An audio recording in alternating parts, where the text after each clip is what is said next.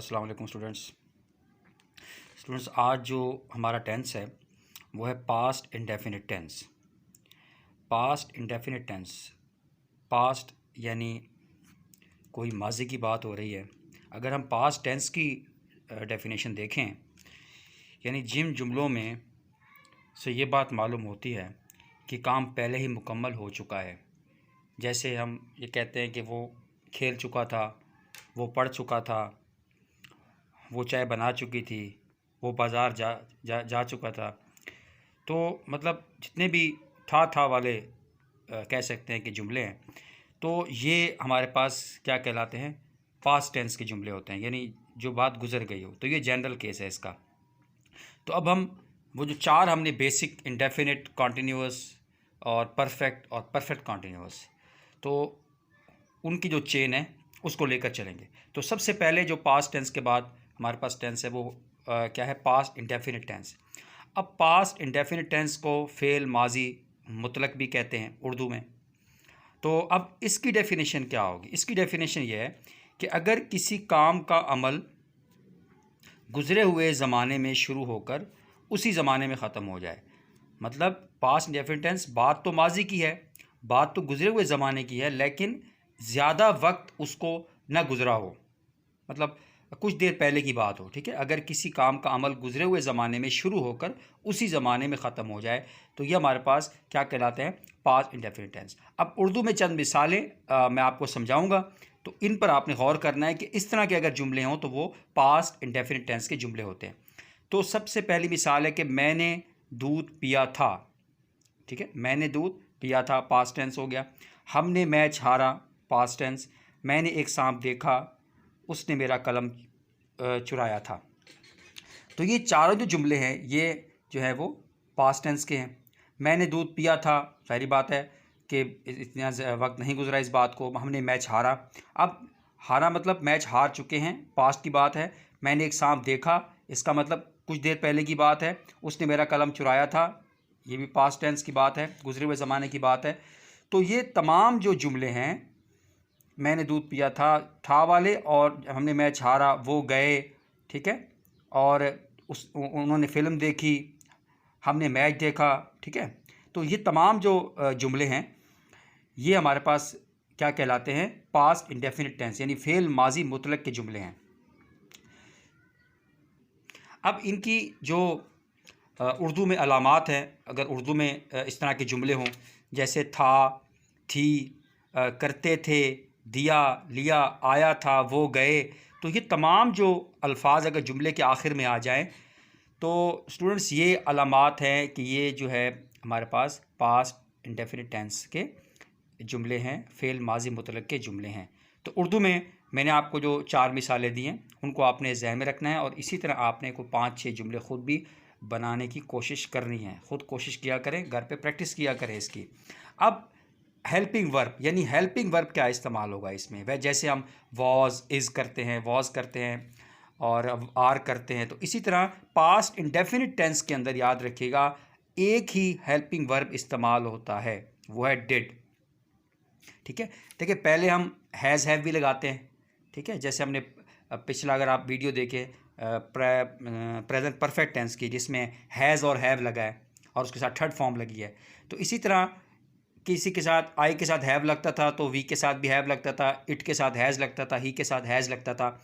लेकिन past indefinite tense में हमेशा तमाम जितने भी सब्जेक्ट हैं उन तमाम के साथ, चाहे वो सिंगुलर है चाहे प्लूरल है, चाहे आई है, यू है, ही है, इट है, वट एवर इट इज़, इन तमाम के साथ स्टूडेंट्स हमेशा डिड लगेगा। किस केस में? पास्ट इंडेफिनिट के। जहाँ भी डिड आ जाए तो आप समझ लें कि यहाँ पर जो है वो हेल्पिंग वर्ब जो है वो कौन सा इस्तेमाल हो रहा है, डिड इस्तेमाल हो रहा है।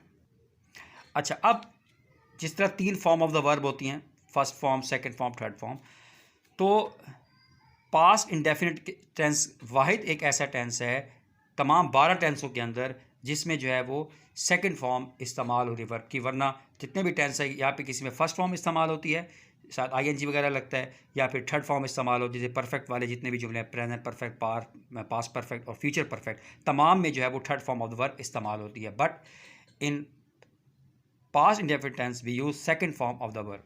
तो अब इसका स्ट्रक्चर कैसे है, बनाने का तरीका क्या है, मज़ीद हम इसकी एग्जांपल भी देखेंगे। तो सबसे पहले आपने सब्जेक्ट जैसे ही, शी, इट, आई, यू, नाम कोई वगैरह। Second form of the verb, जैसे सेकंड फॉर्म अगर मैं लिखता हूँ गो, तो सेकंड फॉर्म क्या होगी, गो, वेंट, गोन।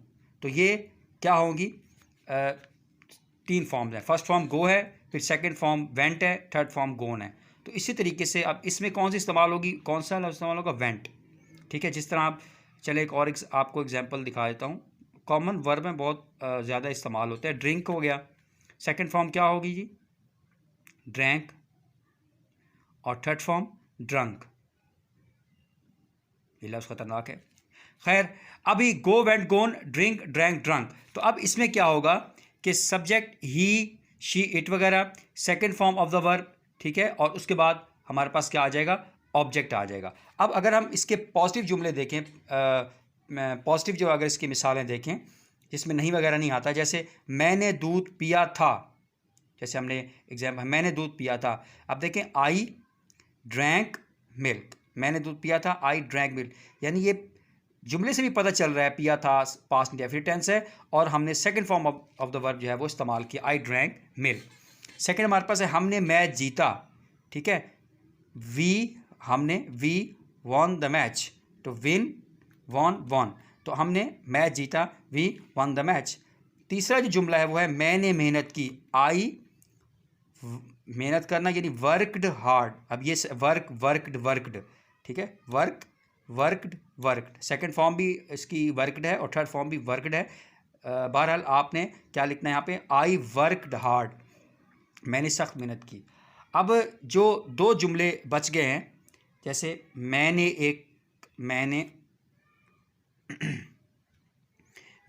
एक सांप देखा, ये हमने जो पहले 4 मिसालें देखी थी, इसको भी आपने ट्रांसलेट करना है। ये पास्ट इंडेफिनिट टेंस का ही जुमला है।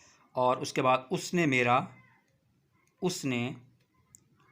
मेरा कलम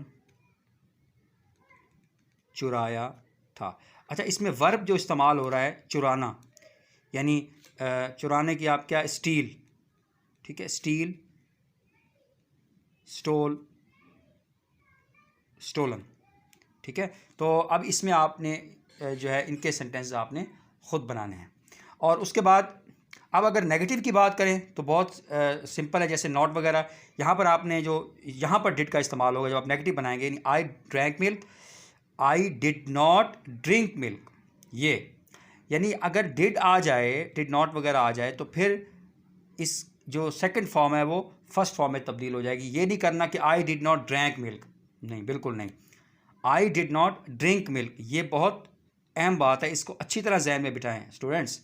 आई डिड नॉट ड्रिंक मिल्क, ठीक है। We won the match, we did not win the match, ठीक है। I worked hard, I did not work hard, यहाँ पर ईडी यानी सेकंड फॉर्म अब इस्तेमाल नहीं होगी यहाँ पर। और अगर इसका सवालिया जुमला बनाएंगे, इंटरोगेटिव बनाएंगे, तो जस्ट डिड पहले आ जाएगा सब्जेक्ट से, तो डिड आई ड्रिंक मिल्क। देखिए यहाँ पर भी फर्स्ट फॉर्म आ रही, क्यों, क्योंकि डिड आ रहा था। आई did not drink milk, did I drink milk, और लास्ट में क्वेश्चन मार्क आपने लगाना, बिल्कुल नहीं बोलना।